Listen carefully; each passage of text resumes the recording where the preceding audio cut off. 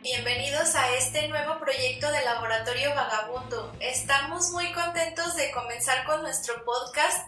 Ya por ahí lo habíamos estado platicando, que estaba en ideas y pues hoy empezamos con este primer episodio. Hola, Genaro. Hola, Diana. Y pues bueno, recordarles o comentarles para quien es la primera vez que nos escucha que vamos a estar abordando temas de ciencia y también de educación desde diferentes puntos de vista. También vamos a intentar adaptarnos como a la temática de la semana. Si hay por ahí alguna noticia interesante, pues también abordaremos y trataremos de explicar algunos temas y cómo se pueden adaptar al contexto educativo, ¿no? En diferentes niveles, pero sobre eso vamos a hablar.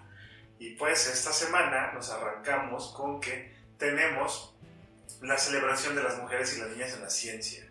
Así que bueno, antes de yo poder decir algo, pues me gustaría que nos dieras tu opinión, Diana. ¿Qué pensamos de esto? Pues yo estoy muy contenta y muy emocionada, especialmente en estas celebraciones de 2021, porque anteriormente las había vivido, pues qué padre que hay una fecha, y ponía por ahí en mi Facebook alguna imagen relacionada. Y bueno, yo de alguna manera había tenido algunas participaciones como para fomentar que más niñas y mujeres o que más niñas quisieran ser mujeres en la ciencia. Este año estoy muy emocionada porque voy a participar dando una charla para estudiantes universitarios y también voy a participar en un foro de la comunidad de científicas mexicanas. Y pues pienso que es un día interesante. Ahora se vuelve incluso 2 semanas porque las celebraciones empezaron desde la semana pasada para dar visibilidad a diferentes mujeres que participan en la ciencia en México. Seguramente habrá en todo el mundo, pero nosotros hemos seguido las de México. Me gusta mucho porque además también se visibiliza la participación en la divulgación científica. Claro, también que es Entonces, importante, ¿no? es importante. Mira, a mí me gusta incluir a todos en las actividades de ciencia. Cuando es trabajar con grupos de niños y niñas, me gusta que estén los dos, pero entiendo la necesidad de tener un día para las niñas y las mujeres, porque todavía las estadísticas son muy bajas, todavía hay muy poca participación de las mujeres en la ciencia. Y en estudiar carreras de ciencia. Incluso hay instituciones que tienen becas para fomentar que las chicas entren a ingeniería.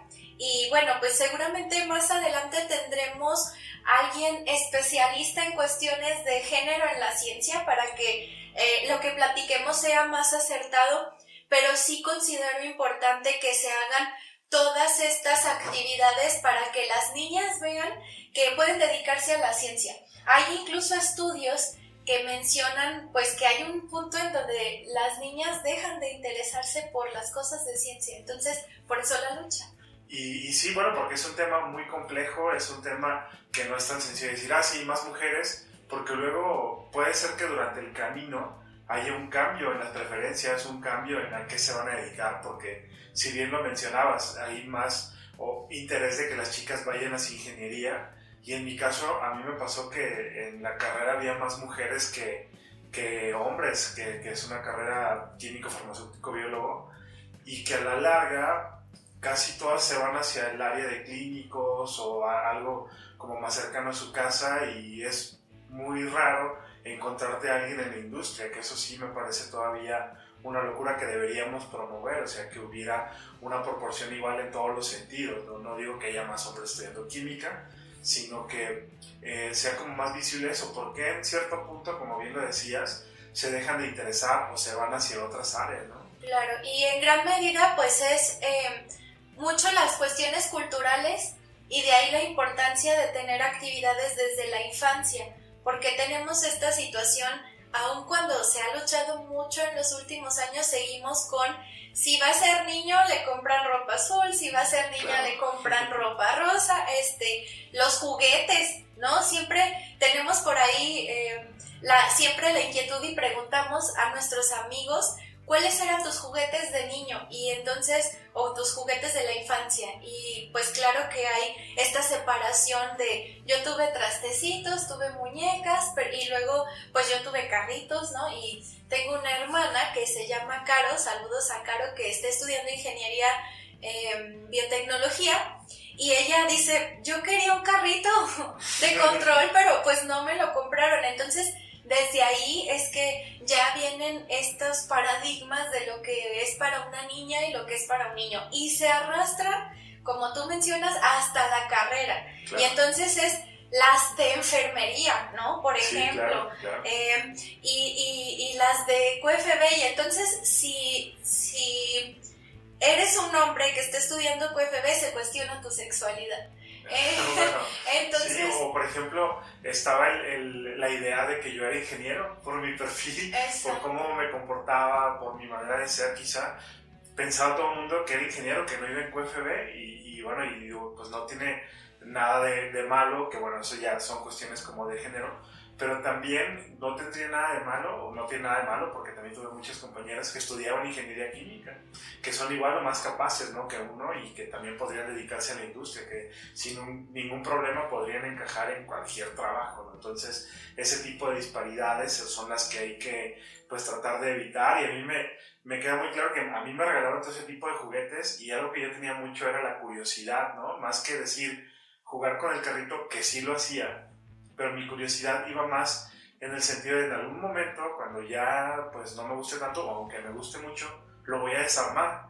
Y yo desarmaba mis juguetes, y estaba bien interesante porque eran circuitos, ver que algunos funcionaban si los conectabas a la luz eléctrica, y pues más cosas, más experimentación que yo hacía, que quizás en ese sentido, una chica como Caro, que fuera muy curiosa, pues no tendrías oportunidad de experimentar con algo que a lo mejor no está diseñado para que experimentes, pero por el simple hecho de que no te lo compran porque eres niña, pues ya te evita el siquiera pensar en que podrías hacer eso, ¿no? Claro, y también de ahí la idea de que, pues, los regalos de preferencia que no se puedan encasillar en el género, ¿no? Como buscar otro tipo de juguetes que se tengan ahí a la mano para que los niños puedan ir explorando. Y por ejemplo, a mí cuando me preguntan, pues yo recuerdo que así de mis regalos favoritos de cumpleaños fue estos bloques que se podían ensamblar. Claro. No eran Legos, todos decimos de manera genérica, pues unos Legos. En este caso yo me acuerdo que no eran unos Legos, pero siempre está a mí me gustaban esos juguetes. Sí tuve trastecitos, sí tuve muñecas, pero lo que más disfruté fue estos donde yo podía ensamblar y podía hacer lo que yo quisiera con ellos. Entonces, por eso, pues, también estas actividades ayudan como a ir cambiando esas ideas y irle dando ideas a las mamás, a los papás, a las tías que a veces andan buscando un regalo, pues que vean esta parte, ¿no? De desarrollar la creatividad, de ver que las niñas no solo tengan escobitas y trapeadores. Claro. Y bueno, también algo que mencionabas y que nosotros platicamos mucho es que también los ejemplos a seguir o quienes tú tienes como referente también son importantes. Y a veces pensamos que solamente una chica que está trabajando en la NASA o alguien que trabaja en Europa es alguien exitoso en la ciencia, y decimos, bueno, sería exitoso yo si llegara hasta tal sitio, y más en el caso de las mujeres. Luego ponen muchos ejemplos que son como alejados quizá de nuestra realidad, y no porque no podamos llegar a la NASA, quizás sí pudiéramos, pero más bien porque tienen como otro tipo de historia, y creo que es muy importante los referentes y los ejemplos cercanos, que eso también es algo que tú mencionas mucho, ¿no? Claro, es muy bonito ver que cada vez más chicas pueden llegar a la NASA. Yo claro. Últimamente, especialmente en esta comunidad a la que pertenezco de científicas mexicanas, pues veo que ganan oportunidades para acercarse, para conocer, y además es una red muy bonita porque también ahí dicen, necesito apoyo, y hay alguien más que dice, ok, vamos, que está haciendo una rifa, pues le cooperamos, ¿no? Pero esta parte también de tener referentes cercanos es bien importante, y también nosotros poder identificar quiénes fueron nuestras mentoras, ¿no? Para claro. Que veamos que al final fue gente cercana. yo tuve primero 2 mentoras de las que aprendí mucho, que me motivaron a hacer actividades de ciencia, que son Keila y la doctora Iliana, a las que les mando muchos saludos. Y creo que después de ellas, pues ya entendí que Marie Curie fue muy importante, por ejemplo, pero para mí lo importante fue verlas a ellas en el trabajo, que estuvieran para mí para explicarme esto se hacía así, esto así.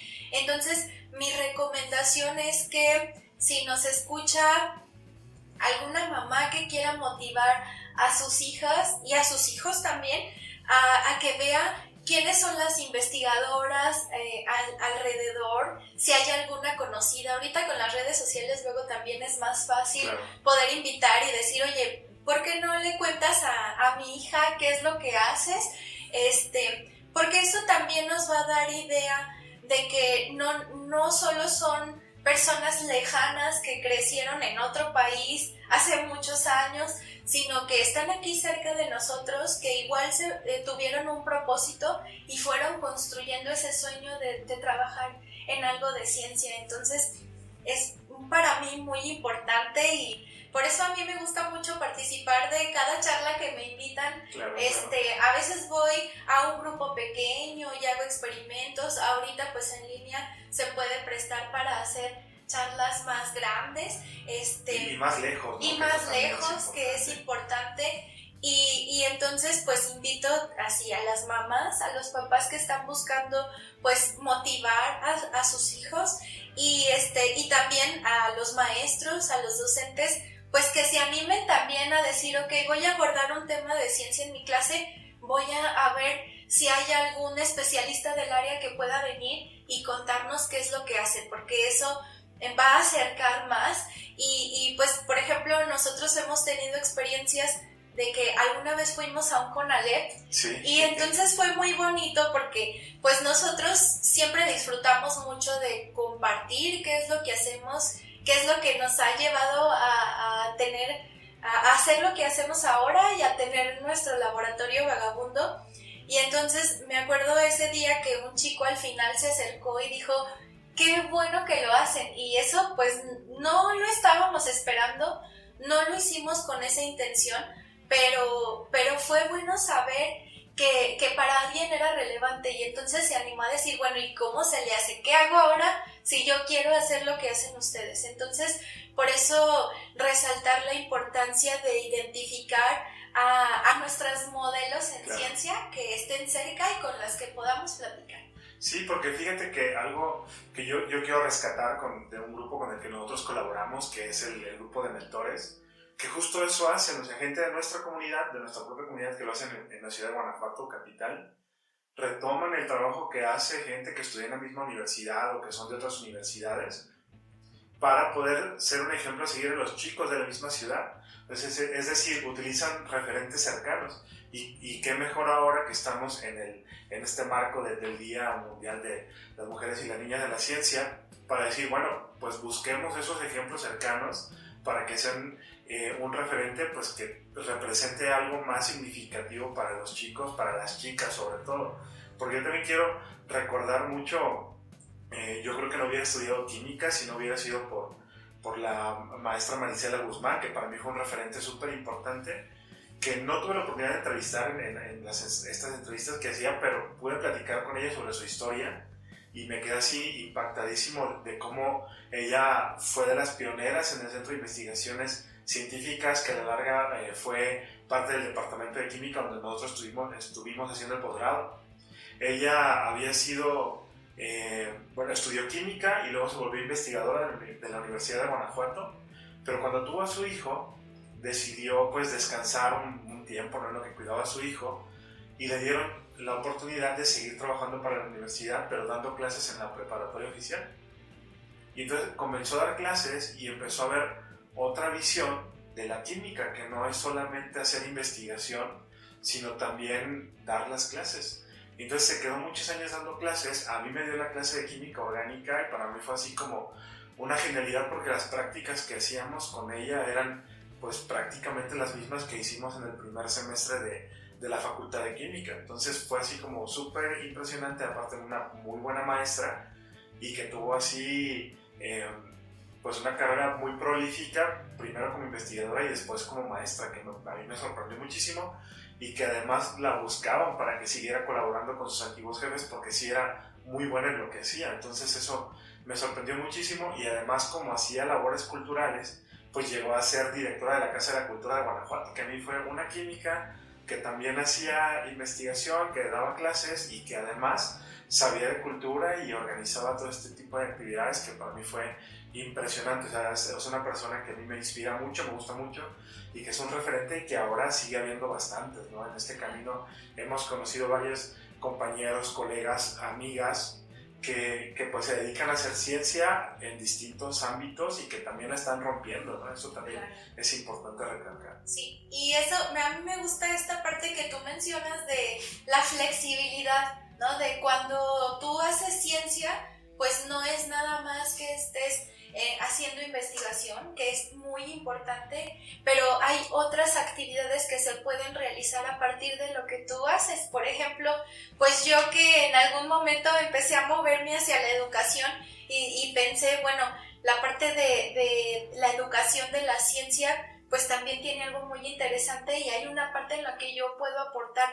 Entonces, también estas actividades sirven justamente para que las chicas puedan ver el amplio abanico de posibilidades que hay, el emprendimiento, la educación, y que todas son buenas, ¿no? Entonces, claro, es esta parte de visibilizar todas las actividades que se pueden realizar, porque hay que decirlo, no hay lugar para todos en la academia. Es verdad que hay poquitas plazas, o sea, es muy competido cada vez más porque hay cada vez más egresados de posgrado y es bueno poder hacer otras actividades e incluso poderte reinventar en situaciones como la que pasamos en este momento de la pandemia, donde a lo mejor pues tú agarras tus conocimientos y generas algo nuevo que también puede aportar algo a tu comunidad. Entonces eso, la parte de aportar a la comunidad cuando estamos en la ciencia,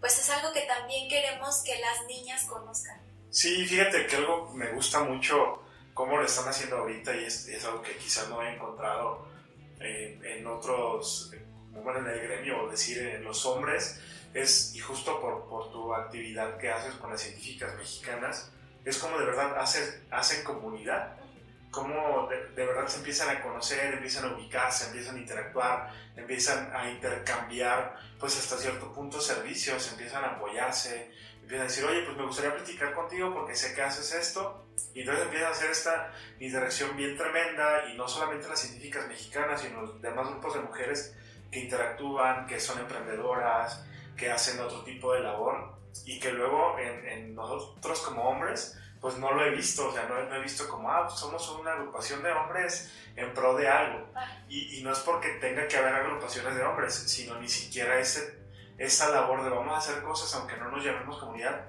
pues no lo hacemos. Entonces es algo que también deberíamos aprender, ¿no? Decir, pues nosotros también necesitamos como romper esas barreras y colaborar.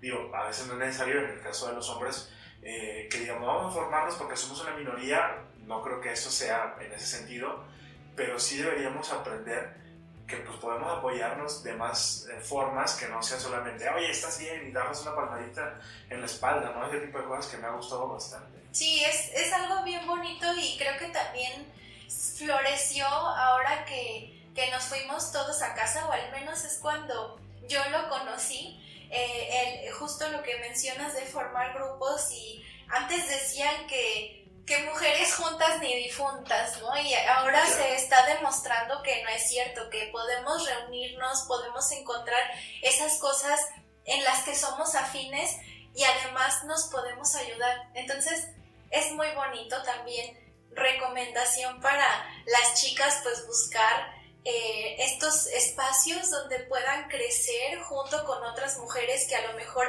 ya llevan un camino un poquito más recorrido, o incluso como tú decías, pues si estás buscando un servicio o algo, hay por ahí comunidades que te pueden ayudar. Y sí, es curioso que pues los hombres no funcionan así, no sabemos si en algún momento sucederá, pero también es importante como al final la conclusión siempre debe ser que tengamos todas las mismas oportunidades, claro, ¿no? Que no sea, ahora las mujeres, bueno, al menos yo así lo visualizo, que sea, ahora, todas las mujeres y los hombres cero quítense, ¿no?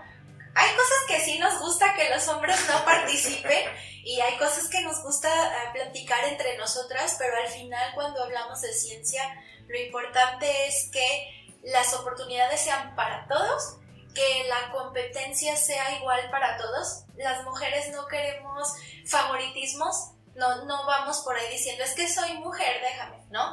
Hay cosas donde sí pedimos un poco más de consideración y se empieza a entender. Por ejemplo, una maternidad, pues se requiere como ahí tener un soporte y se entiende que a lo mejor una cuestión de investigación va a llevar un poquito más de tiempo cuando se tiene un periodo de maternidad, pero al final del día solo pedimos las mismas oportunidades. Claro, y bueno, y también en ese sentido, pues yo quisiera hablar, que eso es como una sorpresa que tengo el día de hoy, de la primer mujer farmacéutica, que a mí me sorprendió mucho leer su historia, que fue muy peculiar, porque pues todos tenemos, como bien lo decías, la idea de Marie Curie, ¿no? Que fue de las primeras mujeres que se dedicaban a la ciencia, que eran profesoras de una universidad, y bueno, pues la primera mujer en ganar un Nobel.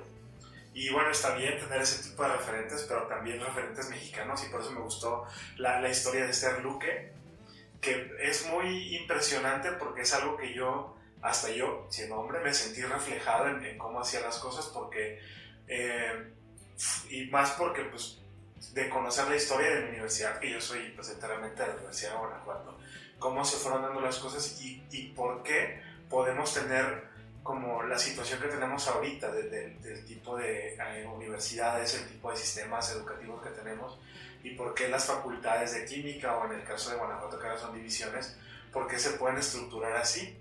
Y fue a través de la historia de esta mujer Esther Luque que sí fue la primera mujer que salió como farmacéutica, pero salió de la escuela de medicina, porque antes era parte de la educación como farmacéutico era parte de la escuela de medicina, y con el tiempo se vio la necesidad de que hubiera primero una facultad de química, una nueva escuela de química, que su nombre era la Escuela de las Industrias Químicas, que estaban en la calle Tacuba, en la Ciudad de México, que a la larga eso se transformó en la Facultad de Química de la UNAM.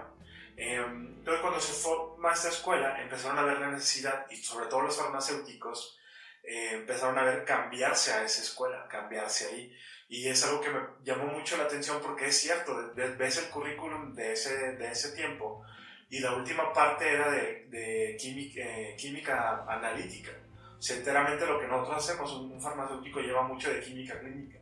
Entonces con el tiempo se cambió a que fuera parte de la Facultad de Química, de lo que eran los inicios de la Facultad de Química, y con eso se llevaron también a Esther Luque y se volvió una de las primeras maestras de la Facultad de Química, o sea, no había tantas maestras, y algo muy impresionante que para mí fue así, wow, es que es fundadora, parte de los fundadores de la Sociedad Química Mexicana, que ahora pues se llama Sociedad Química de México, ¿no? Y no solo ellos, también fue con otras mujeres que eran Nelly Crabb, Juana V, Olga Olivo, y bueno, eso, o sea, impresionante que aparte de todo, de dar clases y todo, es fundadora de una sociedad química, o sea, que había, la gran mayoría eran hombres, como 26 hombres, y solo había estas 4 mujeres, o sea, de 30, solamente 4, que ya con el tiempo va cambiando, pero que en un inicio era bien difícil.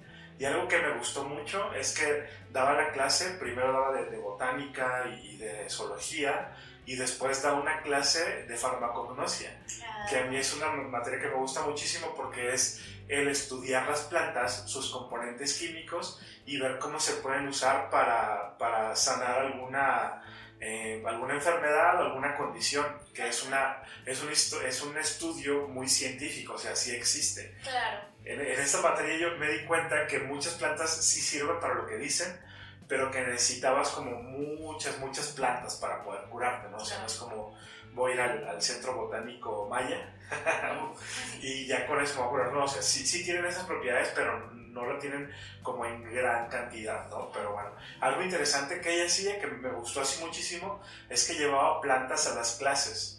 Y entonces en las clases hacía extracciones, pues analizaba toda la plantita, la revisaba, y con eso pues los estudiantes estaban muy contentos. Entonces por ahí había una nota que decía, es de las mejores maestras que he tenido, y para algunos era la única maestra que había tenido, todos los demás eran hombres. Eran maestros. Entonces abrirte campo en ese tiempo, que fue como en 1906 que salió de la universidad, a 1920 que ya empieza a irse esta carrera a la Facultad de Química, pues era de las primeras maestras.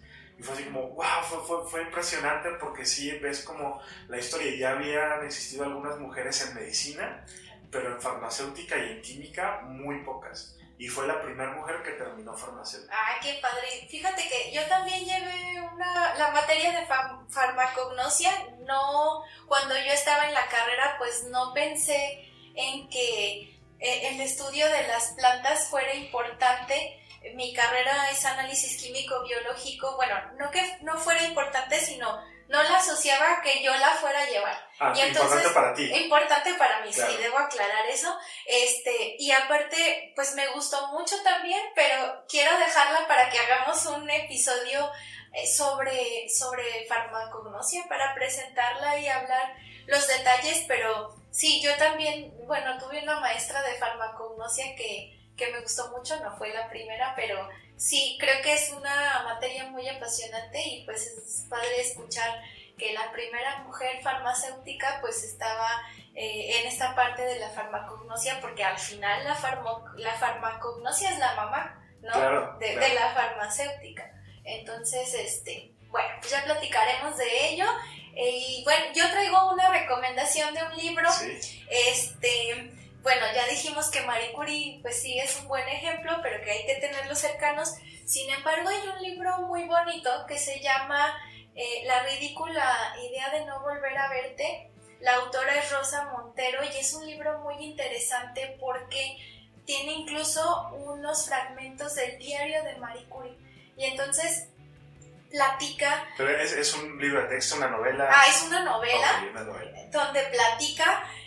Rosa Montero teje una historia propia con la historia de Marie Curie, porque las dos quedaron viudas, y entonces ella encuentra como ciertas similitudes y va contando la historia de Marie Curie, como su forma tan particular de ser, los logros que tuvo, y bueno, a mí me gustó mucho esa novela, y al grado que luego hice un video para recomendarla. Entonces pondremos la liga para que vean el video completo y conozcan un poquito más de qué se trata este libro. Pero creo que es un buen referente si quieres celebrar este Día Internacional de la Niña y la Mujer en la Ciencia. Pues es una buena idea conocer este libro, porque conocerla, cómo Marie Curie fue tan tenaz y tuvo... nosotros normalmente la ubicamos con el radio y el polonio, pero ella tuvo una incursión en la salud donde aplicó lo que iba descubriendo para poder ayudar a las personas que estaban heridas. Entonces, tenía una camionetita en la que iba a sacar radiografías a donde estaban los heridos, y luego hicieron más camionetitas y la llamaron las pequeñas Curie.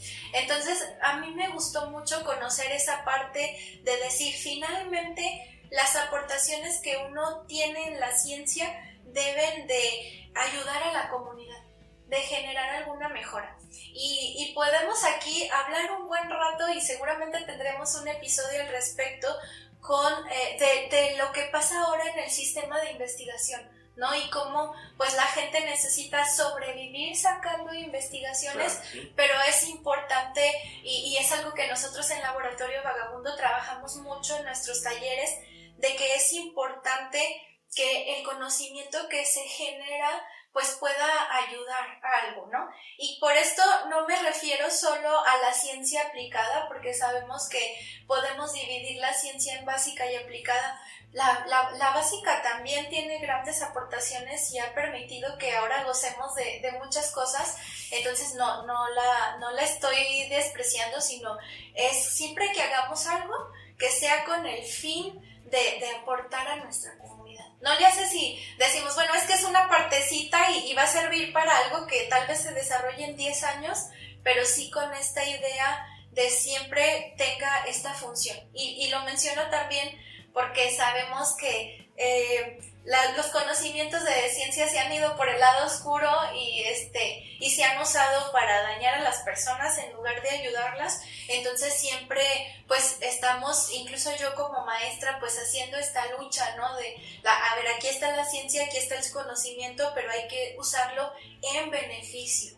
Claro, ¿no? Porque el desarrollo de conocimiento científico debería estar libre de esta interpretación como buena o mala, o sea, siempre debemos tomar en cuenta que es conocimiento y ya está. Lo que hacemos con ese conocimiento es lo que hace la diferencia entre si puede ser moralmente bueno o moralmente malo, ¿no?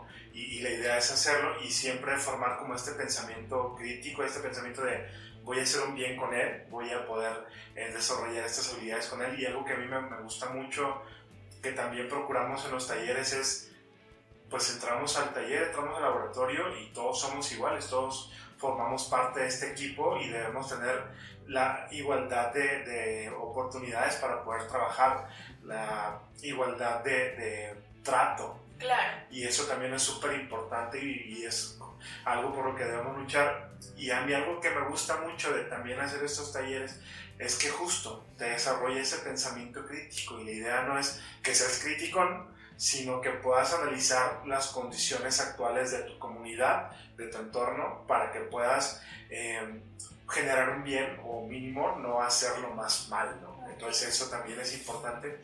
Y en este sentido de mujeres, niñas en la ciencia, pues analizar también como de buena manera qué está sucediendo para poder mejorar las cosas. Claro, y bueno, pues para quien nos escucha por primera vez, pues ya se enteró de que este podcast es patrocinado por nuestras actividades del Laboratorio Vagabundo, y entonces pues quiero contarles rápidamente que el Laboratorio Vagabundo tiene la idea de llevar la ciencia a todos los rincones.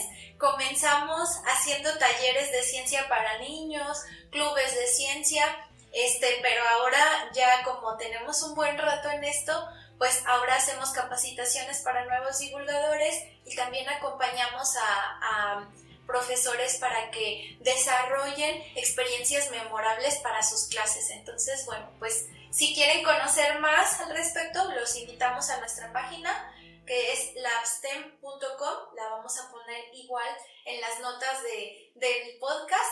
Pero bueno, pues invitados todos a conocer nuestro trabajo. Y también síganos en redes sociales, están en todas las redes sociales, estamos como Laboratorio Vagabundo, ahí nos pueden encontrar y ahí también pueden encontrar la página. En caso de que se les haga complicado, bueno, ahí también van a encontrar nuestra página web y pues ahí pueden estar pendientes de qué otros cursos tenemos. Estamos por sacar un curso gratuito para nuevos divulgadores, entonces bueno, pendientes con eso y todas las demás actividades. Tenemos una comunidad en Facebook que es Laboratorio para Todos. Ahí pueden encontrar todas las recomendaciones. Se está haciendo ahí una pequeña comunidad donde la gente comparte recomendaciones y también servicios. No nada más nosotros obviamente ahí anunciamos nuestros cursos y los servicios que podemos ofrecer, pero también hay gente ofreciendo servicios y hay gente de toda Latinoamérica. Entonces bueno, por ahí pueden seguir este grupo, esta comunidad en Facebook, buscarla así como Laboratorio para Todos, Ciencia y Educación, no recuerdo el apellido, pero Laboratorio para Todos. Y si no, en nuestra Educación y Divulgación. Educación y Divulgación. Ajá. Y si no, en nuestra página de Facebook, ahí está Grupos y ahí está Laboratorio para Todos. Ahí lo pueden encontrar y síganos. Y pues bueno, ha sido un gusto. Estamos en nuestro episodio 1 y la semana que entra pues nos seguimos escuchando con otro tema.